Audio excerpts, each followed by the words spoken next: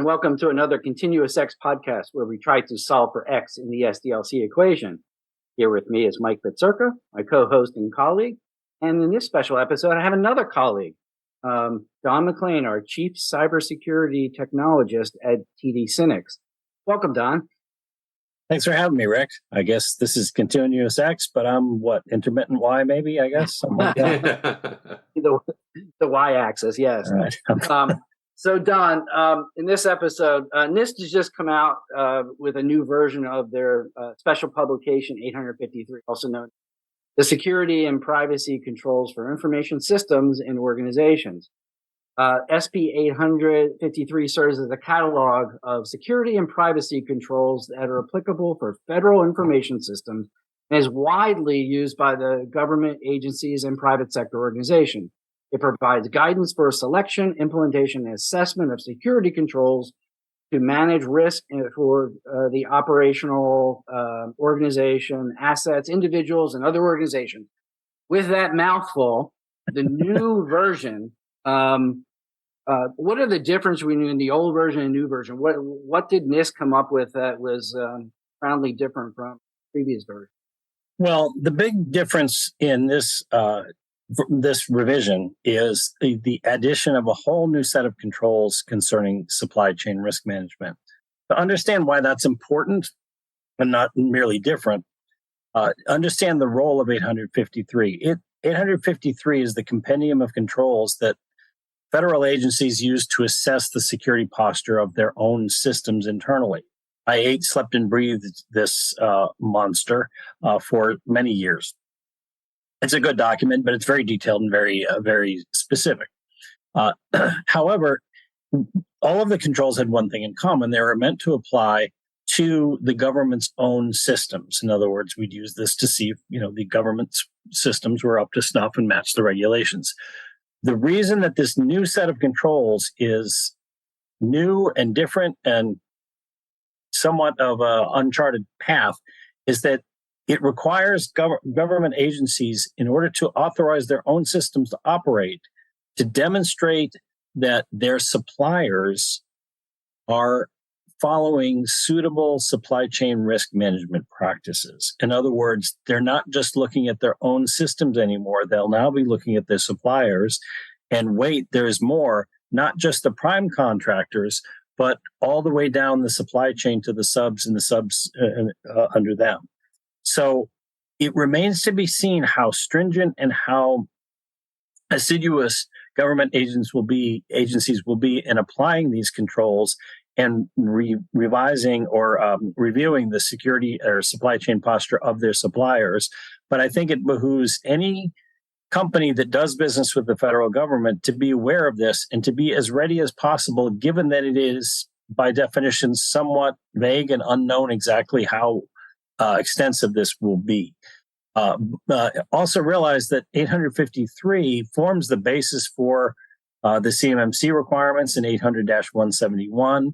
It's very similar to the cybersecurity framework, which was also promulgated.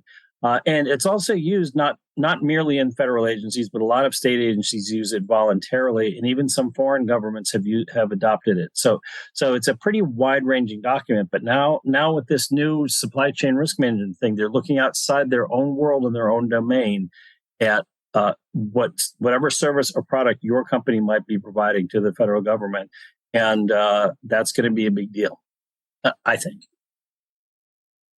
Is this related to the OMB memo that came out, or the software self-attestation? Does it go beyond that, or what's? I'm not sure which memo you're referring to. Are you talking about the zero trust mandate? No, this was a memo stating that agencies would have to get from their vendors attestation that the following secure software development framework. Yeah, well, it's along the same lines, but these controls are more comprehensive, and it includes it's a superset of software development practices, in showing provenance of all your. There's controls that require demonstration that you have suitable provenance for all of your open source modules in particular, but it also addresses hardware. It addresses contracting and procurement processes. It addresses hardware, and it addresses personnel issues as well. Somewhat vaguely, but it's repeatedly. So, yes, and it is. It's interesting that you brought that up, Mike, because really this is part and parcel, and yet another aspect of the government's increased scrutiny of their suppliers and their service providers.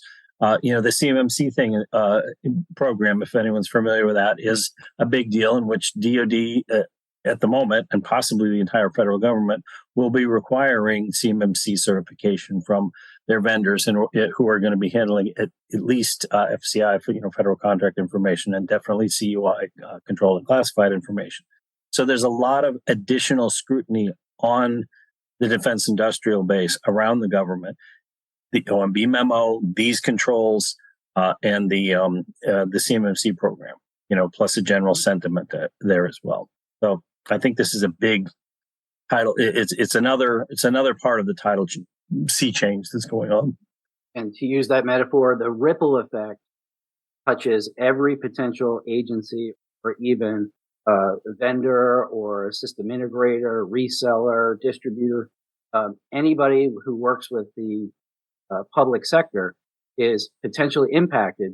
So as PD SYNNEX public sector, as a distributor, it behooves us to communicate to our partners and end customers that this is coming. It's already here, and even though it may not have an impact right now, it will. So I'd like to end this episode. Thanks, Don, for that great summary. I would like to introduce Don for a subsequent episode where we can talk about the impacts of this and pull in that string a little bit more and talk about details of resource impacts. Everybody can see the software security, even potentially even the hardware impacts. But this does have rippling effects that I'd like to get into more detail next time. So we'll continue this next time on ContinuousX. I see what you did there, Don. Hey, you did the ripple effect in the ocean. I got to do something too. So thank you for the listeners and viewers. Stay tuned for next episode with Don where we get into this and we try to solve for X in the